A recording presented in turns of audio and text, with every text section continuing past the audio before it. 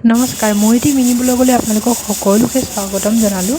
আৰু মই এয়া আজি বনাব লৈছোঁ মটৰ বিলাহী এনেকৈয়ে এখন বনাই দিম বুলি ভাবিছোঁ। আৰু এফালে আলু বইল কৰি ৰাখিছোঁ। মই এয়া আলু বইল কৰি ওলালোঁ। তাৰপিছত মানে ধুনীয়াকৈ মই এনেকৈয়ে কিবা এটা বনাই দিওঁ বুলি ভাবিছোঁ, কাৰণ ৰাতিপুৱা যিহেতু সোনকালে যাব লাগে আৰু যি টি চব্জিবোৰ কাটি থাকিবলৈ বেয়া। কুকাৰত চিটি মৰাৰ লগে লগে মই এইফালে তেল দিয়ে দিলোঁ কেৰাহীখনত।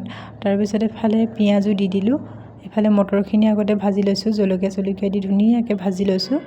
তাৰপিছত মই ইয়াৰ আলু দি দিলোঁ। আমাকো মায়ে যে আগতে এনেকৈয়ে কিবা এটা মানে বনাই টেকনিকত মানে খুৱাই পঠাই দিয়ে।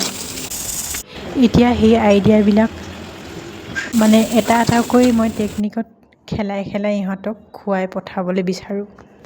এইটো বুদ্ধি প্ৰত্যেকগৰাকী নাৰীয়ে কটাবলৈ চেষ্টা কৰে, নহয় জানো? আমি নাৰীবিলাক এনেকুৱাই।